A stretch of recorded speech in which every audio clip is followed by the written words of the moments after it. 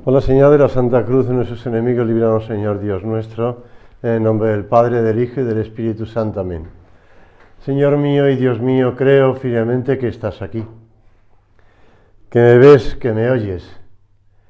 Te adoro con profunda reverencia. Te pido perdón de mis pecados y gracia para hacer con fruto este rato de oración. Madre mía Inmaculada, San José, mi Padre y Señor, Ángel de mi guarda, interceded por mí.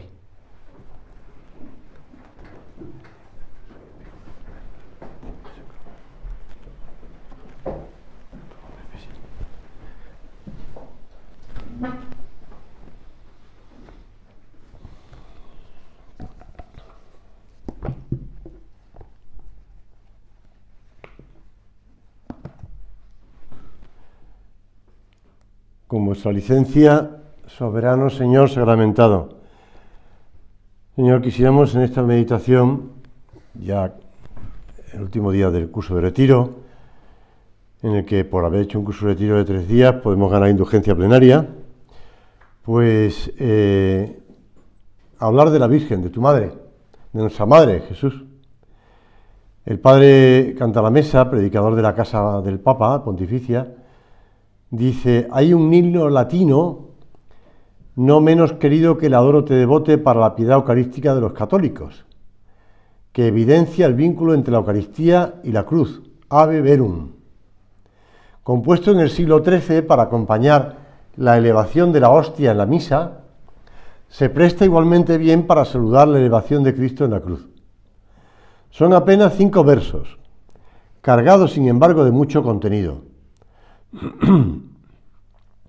Traducido al español sería: salve, verdadero cuerpo nacido de María Virgen, verdaderamente atormentado e inmolado en la cruz por el hombre.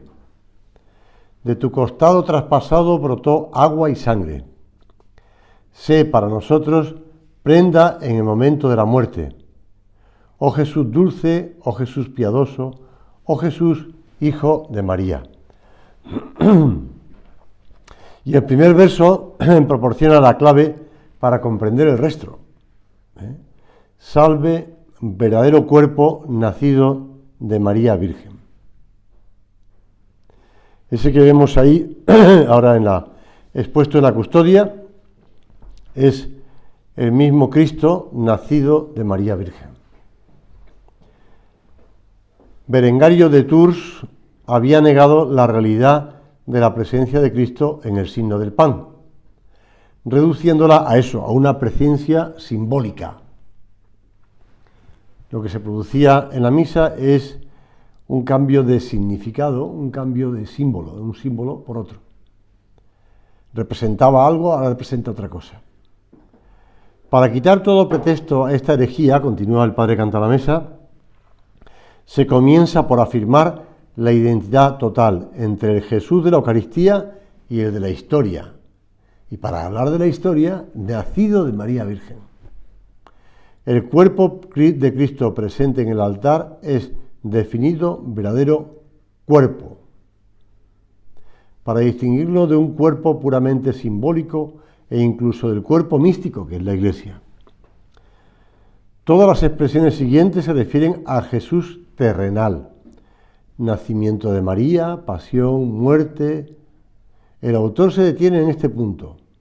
No menciona la resurrección, porque ésta podría hacer pensar en un cuerpo glorificado y espiritual, como diría yo, una especie de como de nube, y por lo tanto no suficientemente real. Pues sí, del cuerpo de nacido de María Virgen. Salve, verdadero cuerpo nacido de María Virgen. Jesús vivo, lo sabemos, ¿verdad? Pero que nació de María Virgen. En los 3 primeros siglos después de Cristo, es decir, siglo I, II, III, la veneración a María está incluida fundamentalmente dentro del culto a su Hijo. Un padre de la Iglesia resume el sentir de este culto mariano refiriéndose a María con estas palabras: los profetas te anunciaron, y los apóstoles te celebraron con las más altas alabanzas. Hay un cuadro que a mí me gusta mucho, que de hecho me contaron que estaba antes en mi casa, en Marbella, lo que sabéis que es Marbella. Pues, pero que cuando alguien descubrió el valor del cuadro, eso dicen las malas lenguas, cuando alguien descubrió el valor del cuadro, lo llevaron a otro sitio. Entonces, ahora mismo está en el anteoratorio de esa casa de retiros que está en Villaviciosa de Odón, que se llama Los Rosales. Si habéis estado en Los Rosales, al lado de la pila de agua bendita hay un cuadro que representa la muerte de San José. Pues el oratorio de mi casa, antes en los paños y en los ornamentos, cuando está marcado pone San José. Es decir, que es verdad que se fue para los sitios, otra cosa es que el motivo. Bueno, pues a mí me gusta mucho, y eso que no, la pintura tampoco es que, bueno, pero me encanta porque es cuando San José se muere, y ahí está pues la Virgen pegada a San José, pues consolándole, digamos, o apoyándole, porque se están despidiendo, y Jesús, que también está al otro lado, también apoyando, y bueno, qué mejor modo de morir, por eso San José es el patrono de la buena muerte, ¿no? Acompañado de María y de Jesús. Pero no están solos, pues también los ángeles y tal. Y cuando la Virgen se durmió, la dormición de la Virgen, en otros cuadros, por ejemplo, en la pililla tienes en el frontal del altar, tiene un relieve donde representa la dormición de la Virgen. Ahí no están solamente María y José, o Jesús, no, pues no está Jesús, pero sí en cambio están todos los apóstoles están ahí presentes, no Judas evidentemente, pero sí los demás, y Matías, que sustituyó a Judas, pues están ahí todos alrededor de la Virgen. Qué buen modo de morir, ¿verdad? Bueno, la Virgen no murió, o no se sabe. La dormición de la Virgen, vamos a dejarlo ahí. Por eso dice este padre de la Iglesia, los profetas, refiriéndose a la Virgen, te anunciaron, y los apóstoles te celebraron. Por eso me acordaba, como los apóstoles celebraron y lloraron, digamos, cuando se despidieron de la Virgen. Y estaban todos rodeando, pues, el cuerpo de Santa María. De estos primeros siglos del cristianismo, solo pueden recogerse testimonios indirectos del culto mariano. Entre ellos se encuentran algunos restos arqueológicos, en las catacumbas de Roma, por ejemplo, que demuestran el culto y la veneración de los primeros cristianos a María. Por ejemplo, en las catacumbas de Priscila, en una de ellas se muestra a la Virgen con el niño junto al pecho y un profeta.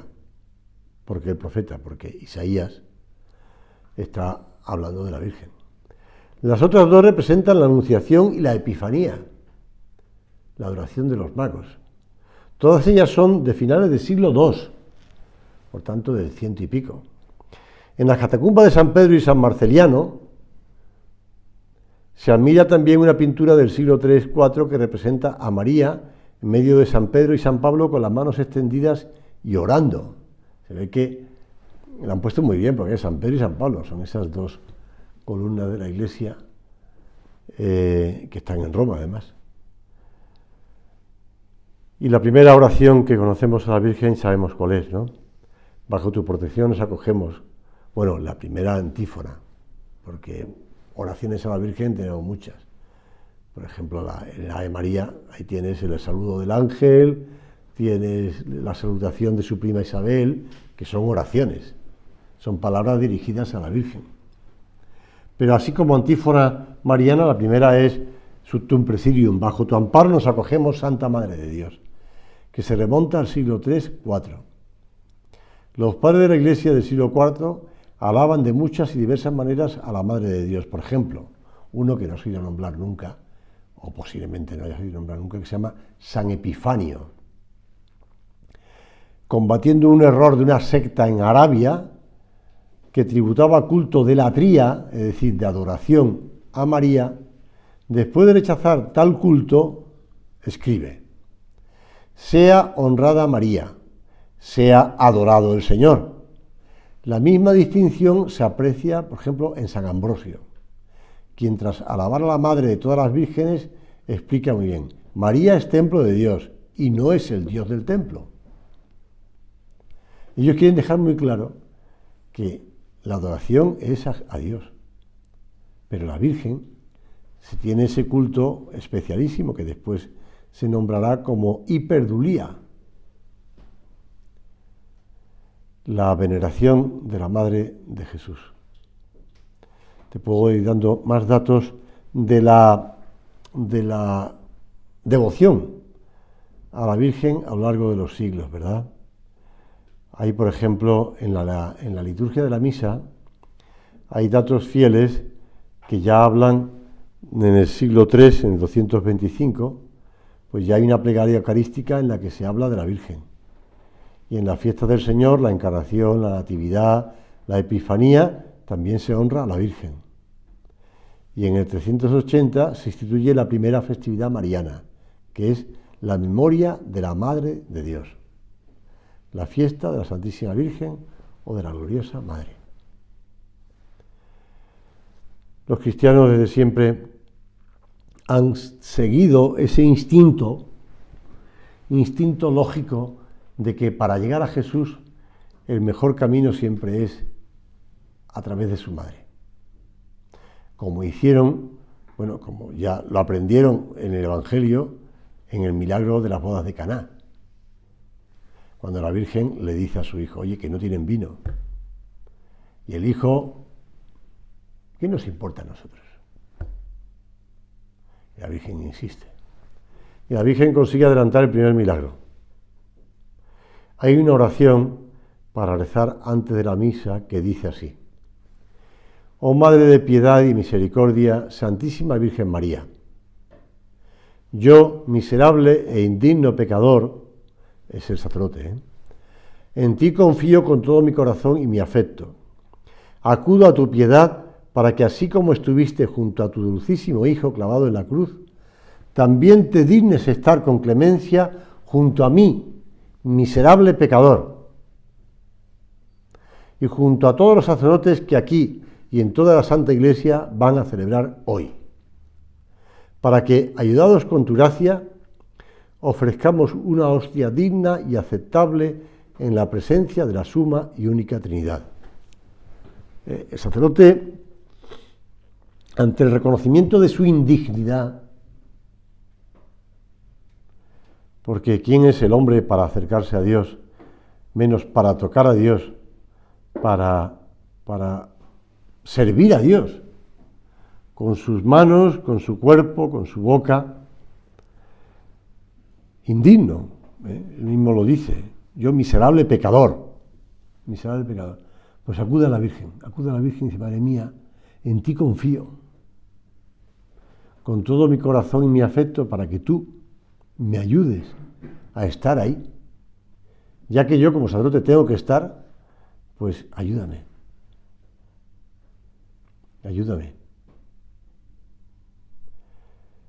El Papa Francisco dice: el año se abre con el nombre de la Madre, el día 1 de enero. Madre de Dios es el título más importante de la Virgen. Sabéis que antes la maternidad de María se celebraba el día 11, tal día como hoy, 11 de octubre, antes del Día de la Virgen del Pilar. Pero en cambio después, con la reforma litúrgica, se cambió al día 1 de enero. Pero nos podemos plantear una cuestión, dice el Papa: ¿por qué decimos Madre de Dios y no Madre de Jesús? El Papa ya sabe la respuesta, porque esto llevó consigo un concilio, en Éfeso concretamente, en el año 300 y pico. Algunos en el pasado pidieron limitarse a esto, Madre de Jesús. Pero la Iglesia afirmó, en ese concilio de Éfeso que te digo: María es Madre de Dios. Tenemos que dar gracias porque estas palabras contienen una verdad espléndida sobre Dios y sobre nosotros. En su Madre Dios se ha hecho pequeño, se ha hecho carnal, como nosotros. El hombre ya no está solo, ya no está huérfano, sino que es hijo para siempre. Y nosotros proclamamos a la Madre de Dios como tal, y también la llamamos como Madre nuestra. Madre de Dios y Madre nuestra. Madre de Dios y Madre mía. Preparando el curso de retiro,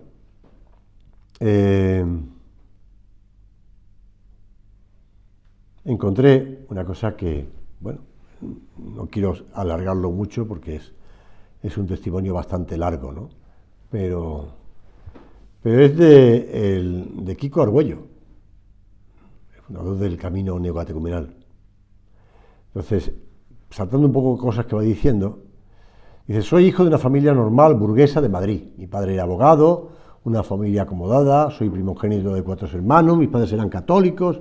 Bueno, entonces va contando que en la universidad entró en crisis con mi familia, conmigo mismo, en el ambiente de la Facultad de Bellas Artes de Madrid, que era completamente ateo, marxista. Me fui alejando de la iglesia, no estaba Dios en el centro de mi familia ni en el centro de la mentalidad que se tenía en mi casa, y eso era normal. Bueno, total, que va contando cosas. Tuve la fortuna, o si queréis la desgracia, de ganar un premio nacional de pintura muy importante en España. Entonces salí en la televisión, en los periódicos, me había abierto camino profesionalmente, y esto ya fue la última gota porque veía que aquello no daba ningún sentido a mi vida.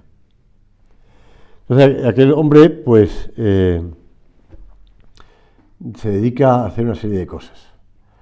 De hecho, me presenté a un sacerdote y le dije que quería hacerme cristiano, y él me dijo: ¿cómo? ¿Es que no está bautizado? Sí, estoy bautizado. Entonces, ¿qué quieres? ¿Hiciste la primera comunión? Sí, pero mira que yo... Ah, ¿que quieres confesarte? No me entendía. Pero yo sabía que lo que quería era hacerme cristiano, y para eso... Entonces, pues hizo los cursillos de cristiandad. Una iniciativa que surgió en España por aquellos años y me ayudó. Y comencé una búsqueda del Señor. Ayudadme a hacerme cristiano, le decía yo en la iglesia. Un día, porque se fue a Vallecas, etcétera, etcétera, un día el jefe de un clan de gitanos, que estaba en lucha con otro clan, que es donde yo quiero contar, y que venía mucho a verme para pedirme la guitarra, porque él cantaba y le intentaba un poquito acercarse a la gente necesitada, a los pobres, etcétera. Me preguntó qué decía la Biblia sobre los enemigos. Me contó que tras un enfrentamiento entre los dos clanes, él había golpeado a la madre del jefe de otro en la cabeza y que le tuvieron que dar 15 puntos. Como entre ellos rige la ley del talión, pasados 2 años había llegado el otro con deseos de venganza. Como en ese periodo la relación entre los dos clanes estaba en calma, decidieron ambos jefes encontrarse solos y pelearse a bastonazos hasta hacerse sangrar. Mi joven amigo estaba muy preocupado.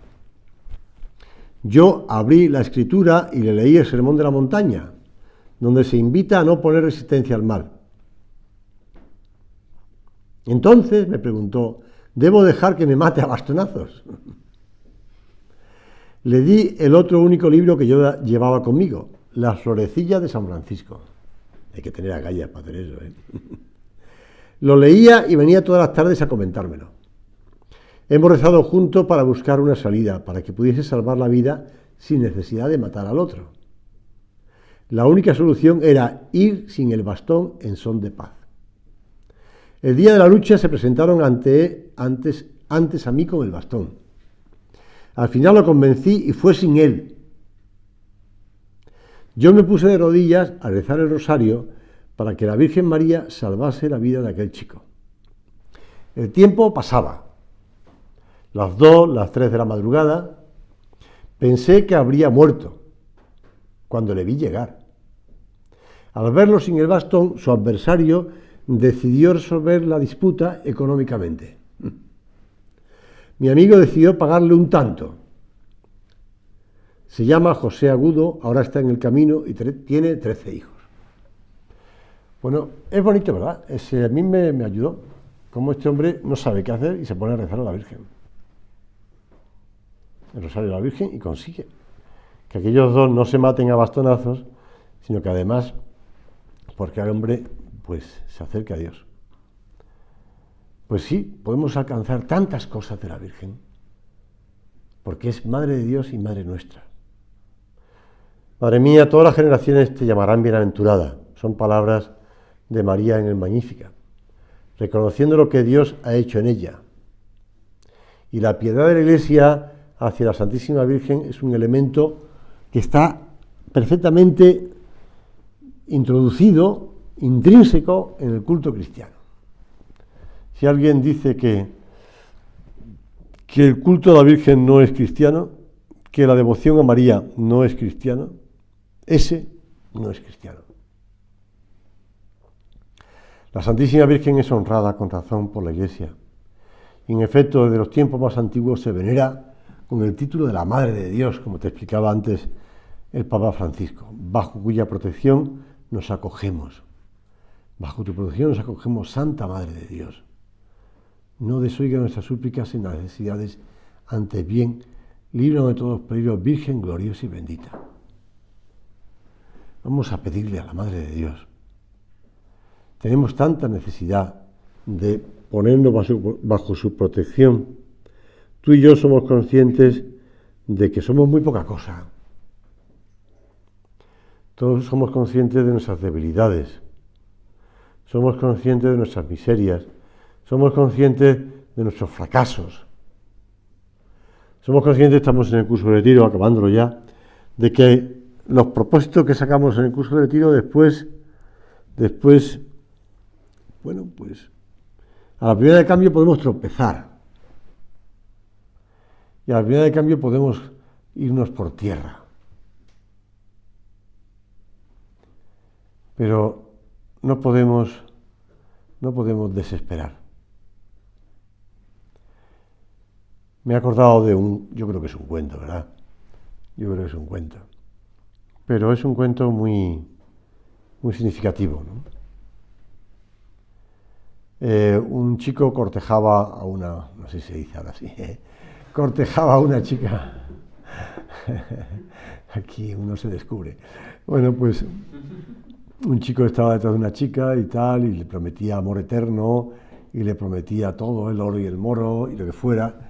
Y aquella muchacha, que era un poco alocada, insensata, y que más bien un poco, pues, para que el otro le demostrara que estaba dispuesto a hacer por ella lo que hiciera falta, le dijo: tráeme el corazón de tu madre. Y cuando el muchacho iba corriendo para llevarle el corazón de la madre, según cuentan, tropezó y cayó en tierra. Y salió una exclamación del corazón diciendo: hijo mío, te has hecho daño. Yo pienso que es un cuento, ¿verdad? Pero la realidad es esa, es decir, que la Virgen no tiene en cuenta ni nuestras debilidades, ni nuestras negaciones, ni nuestras vueltas atrás. Lo que sí tiene en cuenta siempre es que es nuestra madre, que en el momento en el que su hijo estaba muriendo en la cruz, le dijo: he ahí a tu hijo, y te señalaba a ti. Bueno, a San Juan, pero te señalaba a ti. Y por tanto, ella de ese momento te acogió en su casa, te acogió en su corazón, y no te va a dejar nunca. José María siempre explicaba que a Jesús se va y se vuelve por María. Y cuando alguien le preguntaba qué quería decir con eso de se vuelve, porque volvemos, porque caemos, porque nos apartamos del Señor y tenemos que volver. Y el camino más corto para volver siempre es a través de la Virgen. Es el camino más seguro, es el camino más fuerte. Vamos a terminar este rato de oración pidiéndole a la Virgen: Madre mía, como se dice en esa canción, que aunque yo te olvide, tú nunca te olvides de mí. Que aunque yo me olvide de ti, tú nunca dejes de pensar en mí, nunca dejes de ayudarme, nunca dejes de estar a mi vera.